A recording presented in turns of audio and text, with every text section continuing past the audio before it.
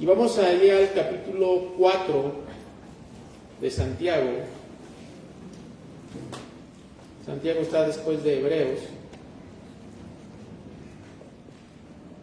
Santiago 4, a partir del verso 1.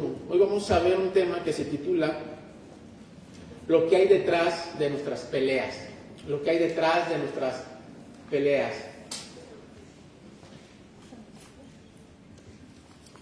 La carta del pastor Santiago a la iglesia de Jerusalén obviamente está dirigida a creyentes. En este caso son iglesias judeocristianas. Recordemos que en este momento de la historia la iglesia ha sido dispersada por una persecución que la iglesia estaba enfrentando. Y sabes que las situaciones que la iglesia primitiva estaba enfrentando en ese momento son muy parecidas a las situaciones que tú y yo podemos tener. Porque enfrentaban tensiones internas, presiones económicas, estaba una fragmentación entre las diversas doctrinas que se estaban enseñando en ese momento. Pero sobre todo había un gran conflicto a donde había muchas peleas, muchas disputas. Y sabes que la palabra de Dios hoy nos va a enseñar que Dios no quiere que tú y yo nos sobrellevemos, ¿sabes? Porque muchas veces nosotros tendemos a sobrellevar a ciertas personas. Tendemos como que a tratar de solamente hacer que las cosas funcionen medianamente. Desafortunadamente a veces no avanzamos en nuestras relaciones y a veces no llegamos a la raíz de por qué tenemos conflictos o por qué tenemos peleas o por qué discutimos tanto. Y este estudio, lo que vamos a meditar hoy en la palabra de Dios, nos va a llevar a saber primeramente a dónde se encuentra realmente el problema de por qué peleamos, por qué discutimos o por qué te cuesta tanto llevar una buena relación con tu esposa, con tu esposo, con tus hijos o con los hermanos de la congregación. Y este capítulo 4 de alguna forma es una continuación de lo que Santiago nos viene hablando. Santiago ya nos habló acerca de la sabiduría, Santiago ya nos habló acerca de la lengua, ¿no? de que debemos de cuidar nuestras palabras, de cómo debemos de comportarnos en cuanto a lo que decimos, y esto es algo bien importante, y la sabiduría con la cual también debemos de llevar también nuestras palabras. Y parece que Santiago aquí lleva una secuencia, una enseñanza a la iglesia. Esta enseñanza que vamos a ver hoy es exclusiva para la iglesia. Allí en Santiago, vamos al capítulo 1, Santiago 4, en el verso 1, del verso 1 al 3, vamos a ver que la raíz de nuestros conflictos son nuestros deseos desordenados. Dice la palabra de Dios: ¿de dónde vienen las guerras y los pleitos entre vosotros? ¿No es de vuestras pasiones las cuales combaten en vuestros miembros? Codiciáis y no tenéis, matáis y ardéis de envidia, y no podéis alcanzar, combatís y lucháis, pero no tenéis lo que deseáis, porque no pedís. Pedís y no recibís, porque pedís mal para gastar en vuestros deleites. Ok. Aquí esta palabra que Santiago está utilizando acerca de guerras y pleitos no está aludiendo a un conflicto bélico, sino a las luchas relacionadas dentro de la congregación. Porque te voy a decir una cosa, en la iglesia primitiva desafortunadamente había muchas disputas dentro de la congregación.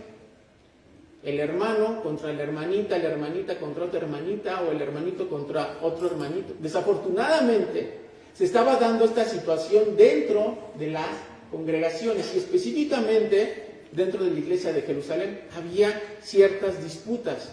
Y sabes que esto estaba siendo un tropiezo para el crecimiento de la iglesia. Entonces, las disputas que se estaban enfrentando en este momento estaban afectando al desarrollo y al crecimiento de las congregaciones, específicamente de esta. Aquí Santiago está ocupando una palabra que se llama polomei en griego para describir esta palabra de guerras, porque dice, ¿de dónde vienen las guerras y los pleitos? Aquí está utilizando la palabra polomei y la usa de una forma metafórica, no militar. Porque en el caso de Mateo capítulo 24, donde Jesucristo nos dice que va a haber guerras, ¿verdad? Y rumores de guerras, está utilizando la misma palabra, pero lo está utilizando de una forma literal, y en este caso Santiago lo utiliza de una forma metafórica. Porque muchas veces yo he escuchado que este texto lo utilizan para explicar de por qué hay guerras en el mundo. Y aunque de alguna forma podemos utilizar esta enseñanza para de alguna forma saber por qué hay tantas guerras en el mundo, tenemos que entender que esta enseñanza que está en el capítulo 4, en este capítulo 4 de Santiago, no nos está hablando acerca de guerras bélicas, nos está hablando acerca de conflictos o de peleas de hermanos de una congregación. Entonces tenemos que entender el contexto de a quién se está dirigiendo para poder entender bien la enseñanza. Y aquí describe conflictos serios y persistentes dentro de la comunidad, ¿sí?, de creyentes, originados ¿por qué? Por pasiones pecaminosas. Y aquí el problema no era entre simples desacuerdos, porque mira, tú y yo podemos tener algunos desacuerdos, y está bien que tú y yo tengamos a veces ciertos desacuerdos, porque no podemos, ¿verdad?, caminar siempre juntos y estar siempre de acuerdo en todo. Aunque la palabra de Dios nos dice que tenemos que tener un mismo pensamiento, tenemos que estar en un mismo espíritu, pero tú y yo de alguna forma vamos a estar en desacuerdo en algo. Y esto es algo normal. Tú puedes estar en desacuerdo con tu esposo, con tu esposa o con tus hijos, y está bien hasta cierto punto, porque somos seres humanos, porque tenemos una forma tal vez distinta de ver las cosas, tal vez tenemos en ese momento un carácter, un temperamento, ¿verdad?, que está siendo afectado por algunos problemas, y podemos llegar a ciertos desacuerdos. Pero en este momento lo que Santiago nos está hablando no es solamente de simples desacuerdos, sino de una guerra que hay en el interior de cada persona, causada por deseos desordenados, o sea, por pasiones. Aquí está hablando acerca de que los creyentes estaban siendo afectados por sus miembros, que es lo que vamos a ver más adelante, y esos miembros estaban siendo afectados por pasiones desordenadas. Pasiones viene de una palabra en griego que se llama hedonón, de donde se origina la palabra hedonismo, y aquí habla acerca de pasiones egoístas. Y estas pasiones egoístas son las que combaten en nuestros miembros. ¿Y cuáles son nuestros miembros? Tus ojos, tu boca, tus manos, ¿sí? Está hablando acerca de lo que es tu cuerpo. Y esto tiene que ver con una hostilidad interna que provoca el pecado. Y esto es algo que la iglesia enfrenta. Es aquí a donde estamos hablando de una guerra espiritual. Muchas veces ponemos nuestra atención en la guerra espiritual, ¿verdad?, atando y desatando y reprendiendo demonios. Pero sabes que la primera lucha espiritual que tú y yo enfrentamos es con tu propia carne, con mi propia carne, ¿sí?, con mis propios deseos pecaminosos que combaten, ¿verdad?, en mis miembros o en mi propio cuerpo. Y en Gálatas 5:17 dice la palabra de Dios, porque el deseo de la carne es contra el espíritu, y el espíritu es contra la carne, y estos, dice, se oponen entre sí para que no hagáis lo que quisieres. ¿Sí? Entonces aquí vemos una lucha que hay entre tu carne y el espíritu. Cuando tú has nacido de nuevo, tu espíritu toma una vida nueva. Cuando tú has nacido de nuevo, dice la palabra de Dios que el Espíritu Santo te ha sellado en tu espíritu. Y ahora tú no estás siendo llevado por tu carne, ni por tus deseos, sino ahora tú tienes que ser llevado por el Espíritu Santo. Porque ahora tus deseos no tienen que ver con tus propias pasiones ni con tus propios anhelos personales, sino tienen que ver directamente con la voluntad del Padre expresada por el gobierno del Espíritu Santo en tu vida. Ahora, la carne alude a una naturaleza ligada a la tierra. Fíjate cómo el Espíritu está ligado al cielo, a la voluntad del Padre, pero la carne está ligada a la tierra. Y todavía tenemos que entender que estamos encerrados en una condición humana no redimida. Lo que ha sido redimido en ti, ¿qué es? Tu alma. Lo que no ha sido redimido todavía es tu cuerpo. O sea, tu cuerpo, el que tú tienes actualmente, no ha sido redimido. ¿Por qué no ha sido redimido todavía? Porque tu cuerpo todavía está bajo la maldición del pecado. Por eso envejecemos, por eso nos cansamos, por eso nos enfermamos y por consecuencia morimos. Porque nuestro cuerpo todavía está bajo la condenación del pecado. ¿Sí? Entonces, hay una lucha constante entre el espíritu y tu carne. Hace un momento en el estudio les decía, muchas veces tenemos que obligar a nuestra carne a hacer cosas que tu carne no quiere hacer. ¿Sí? Tu carne nunca va a querer orar, tu carne nunca va a querer leer la palabra de Dios, tu carne nunca va a querer llevar una dieta sana, tu carne nunca va a querer hacer ejercicio, tu carne nunca va a querer hacer lo bueno. Generalmente nuestra carne nos va a llevar a hacer cosas que nos hacen daño. Tu carne siempre te va a llevar a querer comer más. Tu carne te va a querer llevar siempre a querer dormir de más. Tu carne siempre va a querer llevarte a hacer cosas que están en contra de la voluntad de Dios. Porque tu carne está bajo una naturaleza de pecado. Vamos allá al libro de Romanos en el capítulo 7, en el verso 23, dice la palabra de Dios, pero veo otra ley en mis miembros. Cuando la palabra de Dios está hablando de mis miembros, está hablando acerca de tu cuerpo físico, que se revela contra la ley de mi mente. Recuerda que Dios ha escrito su ley en tu mente y en tu corazón. Cuando tú naces de nuevo, el Espíritu Santo escribe esa ley en tu mente. Por eso dice la palabra de Dios que tenemos que renovar la mente. ¿Y cómo renovamos la mente? Cuando nosotros venimos a la palabra de Dios.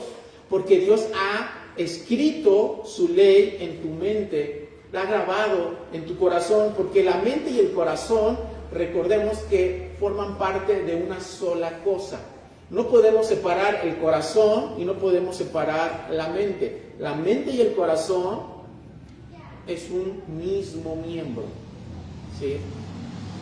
Y dice, y me lleva, dice, que se revela contra la ley de mi mente y que me lleva cautivo a la ley del pecado que está, ¿a dónde? En mis miembros, en mi cuerpo. ¿Sí?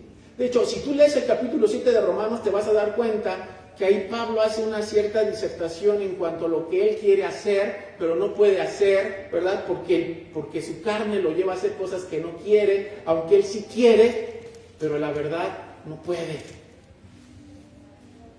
¿Por qué? Porque hay una lucha de la carne contra el espíritu. En la Nueva Traducción Viviente lo dice de esta forma, pero hay otro poder dentro de mí que está en guerra con mi mente. Fíjate cómo esta traducción nos está diciendo que hay una guerra, ¿verdad?, interna dentro de nosotros.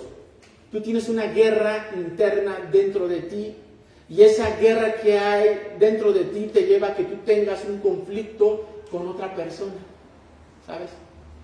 El conflicto que tú tienes te lleva a tener otros conflictos. Y es aquí a donde tenemos que entender a dónde se están originando los conflictos de cada persona. Tenemos que entender que el hermano con el cual tú tienes un conflicto está siendo llevado por ciertas pasiones y que él tal vez no está dominando esas pasiones y que esos miembros, ¿verdad?, lo están llevando a cometer o a pensar y a actuar de una forma equivocada. Ahora, Santiago en el capítulo 3, hace una exhortación a tener cuidado con la lengua, ¿te acuerdas? Y la lengua forma parte ¿de qué? De mis miembros. Por eso te digo que los miembros está hablando acerca de tu carne física. Y vimos que la lengua nos puede meter en cada problema. Tú puedes decirle a una persona cosas que la hieran. Tú puedes decirle a una persona cosas que la lastimen. ¿Por qué? Porque tu lengua tiene poder para herir, para lastimar, aunque también con otras palabras, ¿verdad?, podemos traer palabras de restauración, de sanidad. Pero la lengua es complicada. Entonces en el capítulo 3 Santiago nos habla acerca de tener cuidado con la lengua. Pero el apóstol Juan, en primera de Juan, capítulo 2, en el verso 16, nos dice que tenemos que tener cuidado con el deseo de los ojos. ¿Sí te das cuenta? Cómo está la lengua y los ojos, que forman parte de nuestros miembros, son los con los cuales luchamos. Y por ejemplo, los ojos, ¿verdad? Dicen por ahí que son la ventana del alma, ¿no? Los ojos es con los cuales tú miras, tú codicias y tú deseas. ¿Qué le pasó a Eva? Adelantándome un poco. Eva, ¿qué vio? El fruto que no debía comer. Pero al verlo, lo codició, y al codiciarlo, quebrantó una ley. Por eso tú y yo tenemos que tener cuidado ¿con qué? Con lo que vemos, hacia dónde volteamos. Porque nuestros ojos nos pueden llevar a desear cosas que están fuera de la voluntad de Dios. Tus ojos te pueden llevar a ver a otra mujer que no es tu esposa, a otro hombre que no es tu esposo. ¿Por qué? Porque tus ojos despiertan en ti ciertas pasiones. Por eso debemos de tener cuidado con la lengua y con nuestros ojos. Por eso dice la palabra de Dios que debemos de tener cuidado. Esto nos confirma lo que debemos de entender, que el ser humano sin Dios vive en una depravación total, porque el pecado afecta los deseos y los motivos y nuestras prácticas. Y aquí quiero hacer un énfasis bien importante acerca de nuestra naturaleza. Mucho se habla acerca del libre albedrío, ¿no? De que nosotros tenemos la capacidad de poder elegir. Pero sabes que a través de tu naturaleza de pecado, eso te va a llevar a que tú no puedas elegir lo que realmente es bueno para ti. Te voy a poner un ejemplo. Imagínate que te regalan un leoncito, así, ¿no? Chiquito. Y tú ese leoncito chiquito, tú lo vas a enseñar a que no coma carne, sino que ese leoncito tú lo vas a enseñar a que coma pasto y verduras, ¿no? Lo vas a querer hacer vegetariano. ¿Tú crees que tú vas a poder llevar a ese león a que sea vegetariano? Tal vez pueda comer una o dos veces, pero su naturaleza, ¿cuál es? Comer carne. Comer carne. Y tarde o temprano, hasta te anda comiendo a ti, ¿verdad? Entonces, la naturaleza del león es comer carne.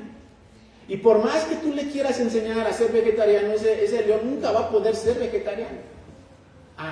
De la misma forma sucede con nosotros. Nuestra naturaleza es ¿de qué? Es una naturaleza de pecado. Y como tu naturaleza es de pecado, tú no puedes hacer lo bueno. Porque por eso dice la palabra de Dios, no hay quien haga lo bueno. No hay quien busque a Dios. ¿Por qué? Porque tu naturaleza es ¿qué? De pecado. O sea, tu naturaleza nunca va a querer buscar a Dios y nunca va a querer hacer lo bueno. Porque esa es tu naturaleza.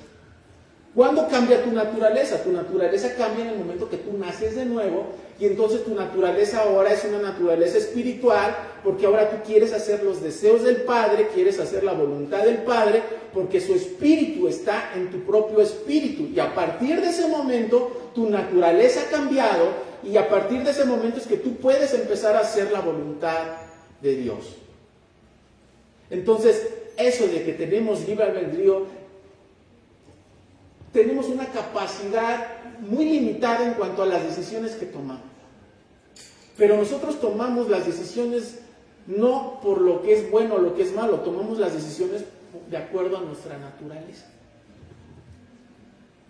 O sea, tú tomas decisiones de acuerdo a tu naturaleza.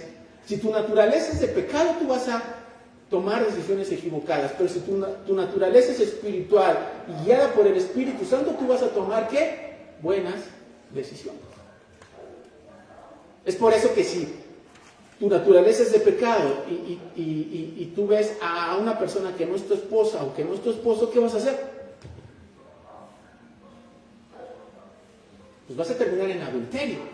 Vas a terminar viendo a una persona que no es tu esposo o que no es tu esposa. ¿Por qué? Porque tu naturaleza es de pecado. ¿Sí? Muchos van a decir, entonces, pues no es mi culpa, es mi naturaleza, ¿no? No, eso tampoco te exenta de tu responsabilidad. Solamente es una explicación de por qué el ser humano actúa en consecuencia. Hoy vivimos en un tiempo muy problemático donde las naciones se están levantando unas contra otras. Vemos a hombres, ¿verdad?, que tienen una sed, ¿verdad?, de poder, una sed de dinero. ¿Por qué? Porque su naturaleza es de pecado.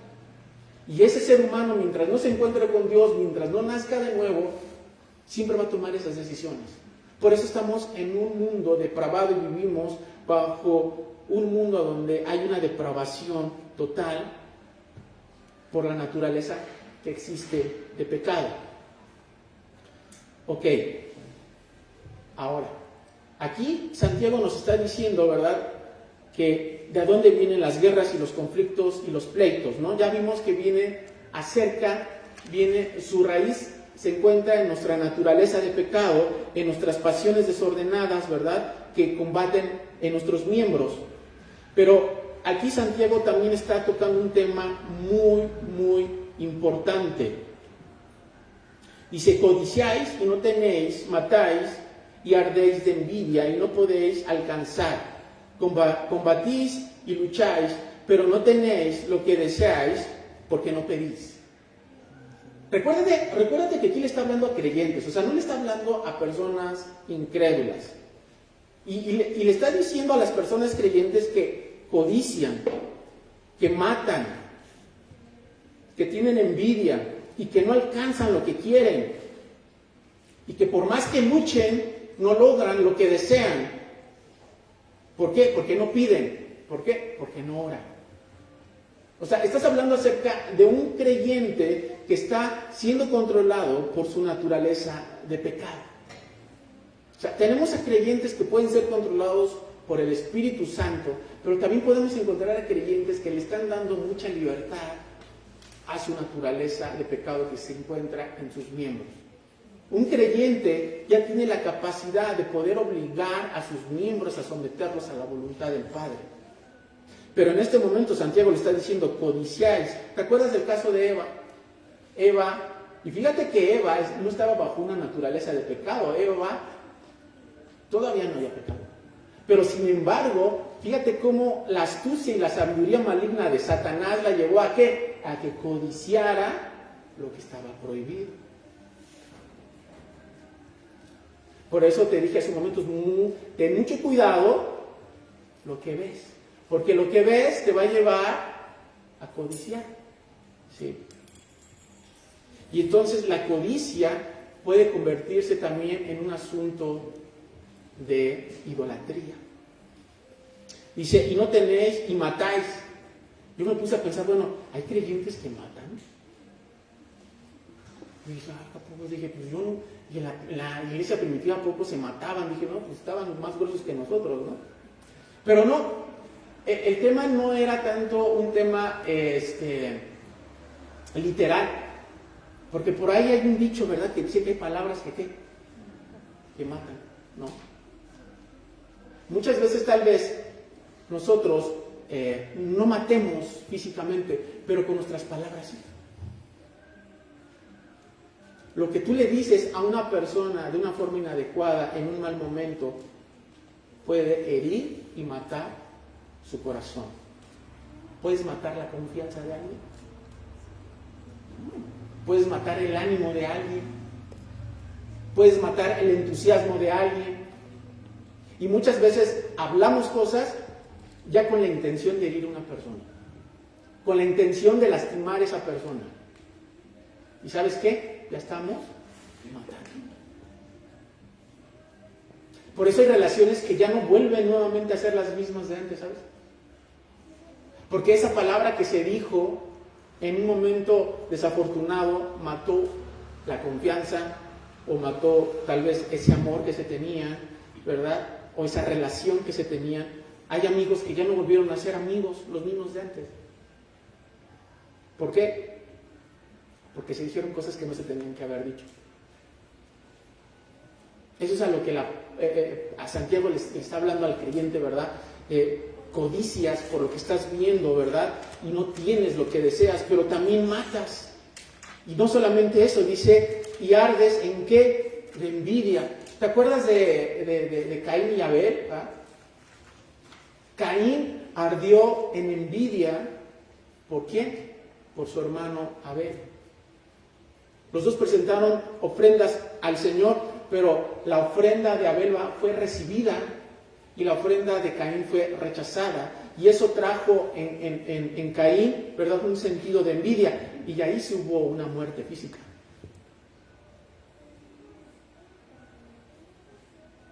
Muchas veces dentro de la congregación vamos a encontrar envidias, hermano. De por qué esa persona sí, de por qué esa persona Dios le está dando, por qué esa persona Dios la está poniendo en un liderazgo, por qué esa persona Dios la está utilizando y por qué yo no. ¿Por qué a mí sí me consideran y a aquel no? ¿Eso qué es? Envidia. ¿Sí? Entonces debemos de tener mucho cuidado con eso. Porque la envidia también forma una parte de división y de separación dentro de la congregación. Porque eso nos va a llevar a no alcanzar lo que deseamos. Y siempre vamos a estar luchando y peleando y hablando, ¿verdad? Y codiciando y envidiando y no vamos a alcanzar lo que realmente queremos. Porque dice, no pedimos. Como te dije hace un momento, muchas veces esto nos lleva a que este tipo de creyentes no pidan, no oren, porque están en una lucha constante en su corazón. Ahora dice en el verso 3, pedís y no recibís porque pedís mal para gastar en vuestros deleites. Aquí habla acerca de una contaminación en nuestras oraciones. Porque muchas veces nuestras oraciones no son recibidas o no son contestadas. Porque pedimos equivocadamente y hay una corrupción en nuestra oración. Y es aquí donde debemos de tener mucho cuidado cómo oramos y qué oramos y por qué lo oramos. A veces podemos sonar muy espirituales en nuestras oraciones, pero las intenciones que hay en nuestro corazón o por lo que nosotros estamos pidiendo no está agradando a Dios. Porque tus oraciones no están siendo controladas por el Espíritu Santo. Tus oraciones están siendo controladas por tu carne, por tus propios deseos, por tus propias pasiones. Muchas personas piden a Dios algo. Vamos a poner un ejemplo. A veces, ¿por qué quieres un mejor trabajo, no? ¿Por qué quieres que Dios bendiga tu salario y quieres que Dios toque el corazón duro de tu jefe para que tu jefe te suba el salario? O sea, ¿por qué tú quieres tener un mejor salario? Muchos quieren tener un mejor salario no para tener mejor a sus familias, no para honrar a Dios con sus bienes. Lo que quieren un mejor salario es para satisfacer sus propios deseos. Muchas personas empiezan, ¿verdad?, a progresar, a ganar más dinero y conforme van ganando más dinero se van alejando más de Dios. Dios nunca te va a dar lo que te estorba. Escúchame bien esto. Dios nunca te va a dar lo que te va a estorbar. El joven rico, ¿sabes lo que le estorbaba? Su dinero. Por eso Jesús le dijo, vende todo lo que tienes, dalo a los pobres y sígueme. Porque Jesús sabía el corazón de este joven y él sabía lo que le estorbaba. No porque el dinero sea malo, no estoy diciendo eso. Lo que sí estoy diciendo es que Dios no te va a dar lo que te estorba. En este caso, en el ejemplo del joven rico, era el dinero. Pero para otros casos, tal vez no es el dinero, tal vez es una amistad, Sabes que tal vez hay amistades o relaciones en tu vida que te van a estorbar y que Dios no va a permitir que esa relación, de esa amistad o esa relación emocional progrese, porque esa relación te va a destruir, porque esa relación va a ser una piedra de tropiezo para tu vida. Es por eso que debemos de tener mucho cuidado con lo que le pedimos a Dios y de permitir que el Espíritu Santo obre en nuestras oraciones. Jesucristo nos enseñó 2 veces acerca de esto, de la oración. Sus discípulos le dijeron, enséñanos a orar, y Jesucristo dijo, Padre nuestro que estáis en los cielos, santificado sea tu nombre. Que dice, hágase tu voluntad como en el cielo, así también en la tierra. Fíjate cómo está empezando la oración del Padre nuestro. La oración del Padre nuestro está empezando con reconocer la gloria de Dios, la majestad de Dios, pero también con reconocer su voluntad, tanto en el cielo como en la tierra. Cuando Jesucristo está en Getsemaní, Él está orando al Padre y le está orando, si es posible que esta copa no la beba, pues así sea. Pero si no, ¿qué le dijo al Padre? Si no, hágase tu voluntad. Nuestras oraciones tienen que estar ligadas a la voluntad del Padre. Cuando tú sabes que tú le tienes que pedir a Dios de acuerdo a su voluntad, no a la tuya, porque muchas veces queremos, ¿verdad?, que nuestras oraciones suenen espirituales o suenen de tal forma que vamos a convencer a Dios para que Dios, ¿verdad?, nos dé lo que queremos. Y no es así. No hay palabra humana para convencer a Dios. Porque Dios es un Dios soberano, es algo que también se nos está olvidando. Dios es un Dios soberano. Dios no es un medio, Dios es el fin. O sea, yo no puedo utilizar a Dios para querer llegar a donde yo quiero llegar. ¿Sí? Y hoy se está predicando un evangelio que parece que Dios es el medio y no el fin. ¿Sí? O sea, Dios es un medio para que yo prospere. Dios es un medio para que yo me sienta bien. Dios es un medio para que yo alcance mis metas y mis sueños. Dios es un medio para que yo me sienta realizado. Y no es así. Cuando nosotros oramos, nosotros tenemos que reconocer la soberanía de Dios, y al reconocer la soberanía de Dios, nosotros estamos diciendo que su voluntad se tiene que establecer, nos parezca o no nos parezca. ¿Tú crees que Jesucristo estaba tan emocionado de ir a la cruz sabiendo que iba a pasar lo que iba a pasar? Por eso le dijo al Padre, si es posible que yo no beba esta copa, pero, ¿sabes? Para él era más importante que la voluntad del Padre se estableciera. Tal vez podemos orar por la sanidad de una persona, pero si está dentro de los planes de Dios que esa persona no sane, sino que Dios la lleve, está dentro de la voluntad de Dios. Nosotros no podemos decirle no a Dios, o no podemos, como lo dijo una persona muy famosa, ¿verdad? Nosotros no aceptamos un no por respuesta. Eso no es espiritual y no es bíblico. Nosotros tenemos que aceptar la voluntad de Dios, sea cual sea, no hay para dónde hacernos. Tus oraciones siempre tienen que ir enfocadas y siempre tienen que ir dirigidas hacia la voluntad de Dios, para que sean respondidas. Todas las oraciones que estén bajo la voluntad de Dios van a ser respondidas.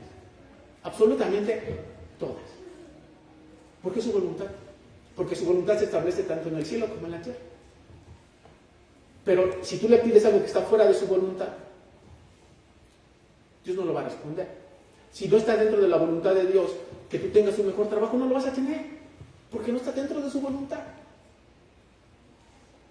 Si está dentro de su voluntad que tú tengas una mejor casa, la vas a tener, pero si no está dentro de su voluntad, no la vas a tener.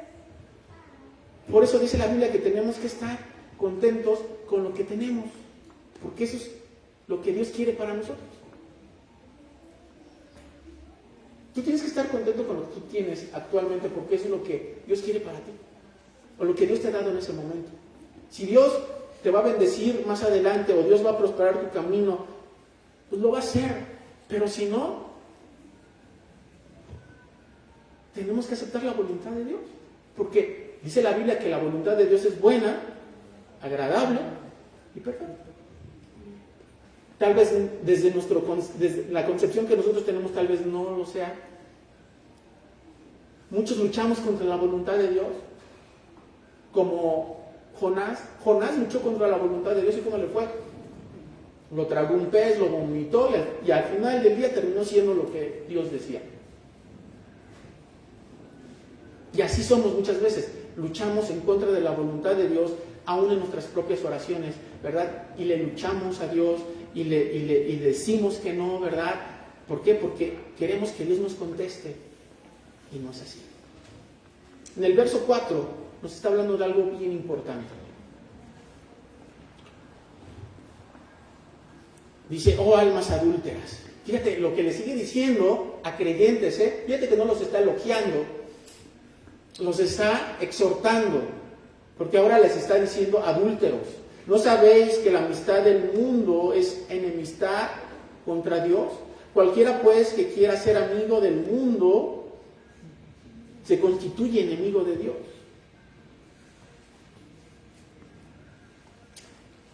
El Evangelio es muy radical, hermano. En el Evangelio no hay medias tintas. En el mundo, cuando nosotros nos referimos al mundo, nos referimos a un sistema de pensamientos, de ideologías que están en contra de Dios. Y las personas muchas veces piensan que hay tonos grises, ¿verdad?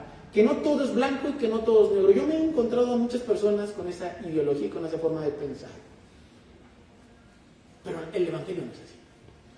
En el Evangelio no hay tonos grises. En el Evangelio o es bendición o es maldición, o es vida eterna o es condenación. Deuteronomio capítulo 28, ¿verdad? Dios establece bendiciones y maldiciones, pero yo no veo ningún punto medio. Soy medio bendecido o soy medio maldecido, o estoy medio bien o estoy medio mal. O sea, en el Evangelio no sucede así. Por eso Santiago les está diciendo que son unos adúlteros, ¿verdad? Nuevamente está hablando en sentido figurado. ¿Por qué? Porque ellos habían adulterado en contra de Dios. Y muchas veces estamos adulterando en contra de Dios. Nos estamos yendo en pos de otros dioses. Estamos estudiando, ¿verdad?, el libro de Jueces, el libro de Josué, ¿verdad? Cómo el pueblo, ¿verdad?, ¿se acuerdan de ese ciclo de apostasía? A donde ¿qué? Se iban en pos de otros dioses.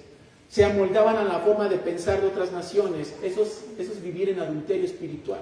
Cuando tú empiezas a moldar tu mente, a moldar tus pensamientos, como el mundo dice. Tus amigas te empiezan a aconsejar, tus amigos te empiezan a aconsejar, ¿verdad? Y te empiezan a querer amoldar tu mente, y tú empiezas a decir, sí, creo que tienes razón, así le voy a hacer. Y empiezan los famosos dichos, mira, te voy a dar un mal consejo, ¿no? Y dices, bueno, pues si es malo, ¿para qué me lo das?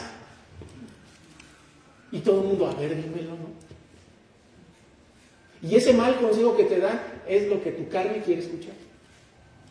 Y tu carne te dice, ¿verdad? Como ya estás harto de tu esposa, ya estás harta de tu esposo, y viene tu amiga, y viene tu amigote, ¿verdad? Y te dice, búscate otro, búscate otra.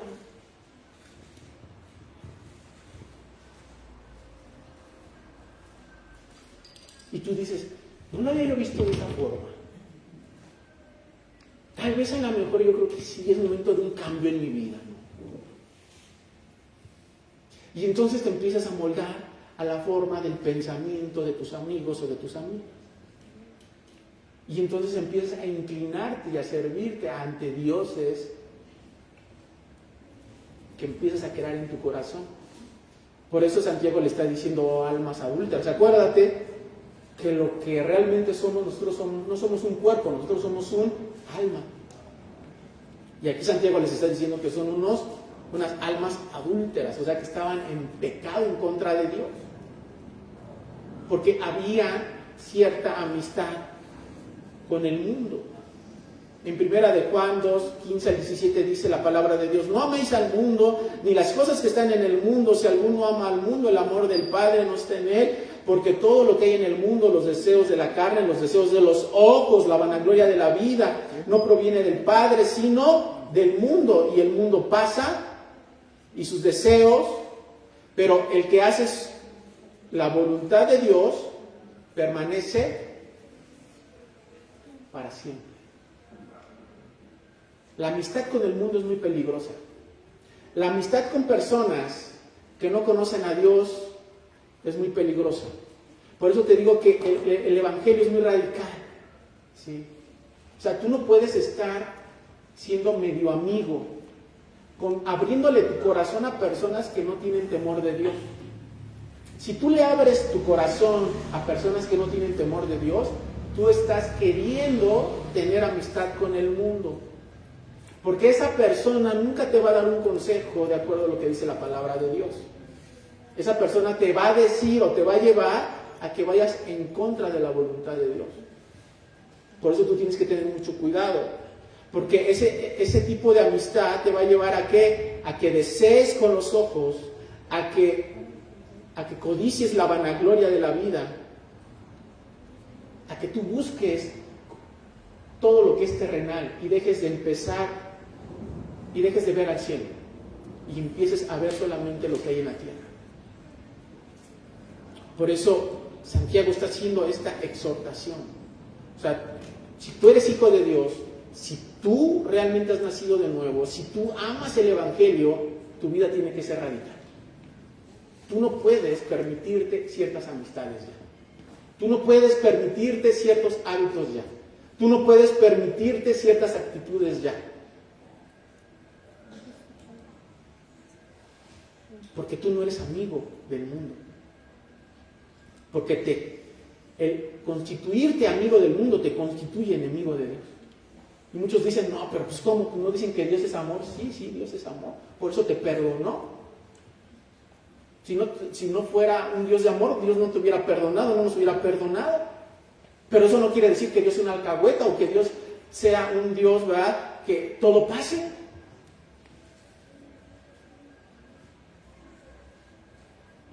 Dice en el verso 5, ¿o pensáis que la Escritura dice en vano, el Espíritu que Él ha hecho morar en nosotros nos anhela celosamente? Dios es un Dios celoso. Dios no comparte su gloria con nadie. Y nosotros, dice la palabra de Dios, que hemos sido creados para la alabanza de su gloria. Nosotros formamos parte de la gloria de Dios. Por lo tanto, si Dios no comparte su gloria con nadie, Dios no quiere compartirte con nadie. Porque tú eres todo de Dios. ¿Sí? O sea, Dios no quiere compartirte con el mundo. Dios no quiere compartirte con ciertas personas. Dios no quiere compartirte con ciertos hábitos. Porque tú le perteneces. Porque tú eres creación suya. Hecha para buenas obras. ¿No dice la palabra eso? Por eso nosotros le pertenecemos. Por eso Él nos anhela celosamente. Y en el verso 6 dice, pero Él da mayor gracia. Por eso dice, Dios resiste a los soberbios y da gracia a los humildes. Santiago está haciendo referencia a Proverbios capítulo 3 en el verso 34, donde dice, ciertamente Él escarnecerá a los escarnecedores y a los humildes dará ¿qué? Gracia. La gracia es para los humildes. El desprecio es para los soberbios. Y desafortunadamente hay mucha soberbia dentro del pueblo de Dios. Yo no puedo pretender alcanzar la gracia de Dios bajo un estado de soberbia, de altivez. En Proverbios 6:16 también dice la palabra de Dios, 6 cosas aborrece, fíjate, 6 cosas aborrece Jehová y aún 7 abomina su alma. Los ojos altivos. Los ojos altivos habla acerca de una persona arrogante, orgullosa, soberbia. ¿Quiénes son los que dicen que no hay Dios? Los soberbios y los altivos. Dice el necio en su corazón, no hay Dios. La lengua mentirosa, las manos derramadoras de sangre inocente. Dios aborrece a los orgullosos y a los soberbios. Ya les he dicho repetidas veces que el pecado más peligroso del creyente es el orgullo y la soberbia. Podrás ver tal vez a un creyente borracho y dices, lo va a restaurar. Yo sé que Dios lo va a restaurar y lo va a perdonar. Porque tal vez ese creyente borracho caiga en esa situación de arrepentimiento. Pero el que es soberbio y el que es arrogante y el que es orgulloso no reconoce sus faltas. No reconoce que se equivocó. No reconoce corrección. No acepta consejo. Ese es peor que el borracho. Porque el borracho muchas veces tal vez puede reconocer que sí es borracho, pero sabes que el soberbio nunca va a reconocer que es soberbio. Nunca va a reconocer que es orgulloso. Y sabes que ese pecado es de orgullo y de soberbia, destruye hogares, destruye relaciones, destruye empresas, destruye ciudades, destruye naciones. El pecado de orgullo y de soberbia es tremendo. Tú ten a un marido soberbio y orgulloso que nunca reconoce sus errores, que nunca reconoce sus maltratos, que nunca reconoce que está ofendiendo y que está maltratando y que está destruyendo su hogar. ¿Cómo lo exhortas? ¿Cómo lo corriges?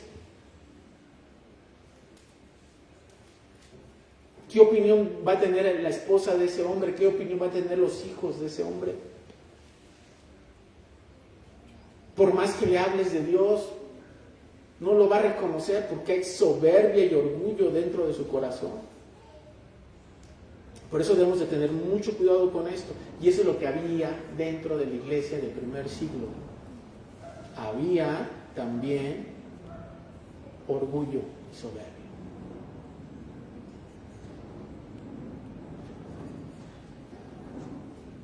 En el verso 7 dice: someteos pues a Dios, resistid al diablo y huirá de vosotros.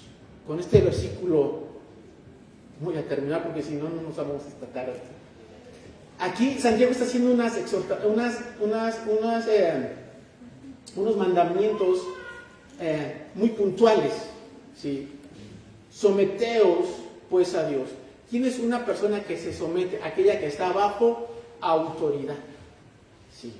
Y nosotros tenemos que estar bajo la autoridad de Dios. Hace rato estamos hablando acerca de la autoridad de Dios. ¿Quién es nuestra máxima autoridad? Su palabra. Yo tengo que someterme a Dios cuando yo conozco su palabra y la pongo por obra. Cuando yo sé sus mandamientos y los obedezco. ¿Sabes que en ese momento yo me estoy sometiendo a Dios? No te estoy diciendo que te sometas directamente, ¿verdad?, a ciegas a una autoridad humana. Aunque sabemos que toda autoridad es puesta por Dios y que también debemos de respetarlas y de honrarlas y de someternos a ellas, pero debemos de reconocer primeramente quién es nuestra autoridad. Nuestra autoridad número uno es Dios, y Dios ha dejado su palabra, y su palabra tiene que ser una autoridad en mi vida, porque dice la Biblia que lámpara es a mis pies tu palabra y lumbrera mi camino. ¿Cómo yo voy a saber caminar sobre este mundo si no es a través de la palabra de Dios? La palabra de Dios nos va a decir qué es lo que es bueno y lo que es malo, cómo tomar decisiones. Pero para eso necesito conocerla, para eso necesito someterme a Dios. Por eso dice Santiago: someteos pues a Dios. La segunda instrucción, ¿cuál es? Resistir al diablo. Hay una lucha espiritual. Cuando tú te sometes a Dios, tú puedes resistir al diablo. Cuando tú no te sometes a Dios, tú no vas a poder resistir al diablo. ¿El diablo qué es? El diablo es el tentador. Cada vez que viene una tentación a tu vida, ¿quién crees que es? Obviamente no es Dios, porque Dios no tienta a nadie. Es el diablo. Cada vez que tienes la tentación, ¿verdad?, de comerte otra orden más de tacos, acuérdate que ese es el diablo que te está diciendo que te comas una orden más de tacos.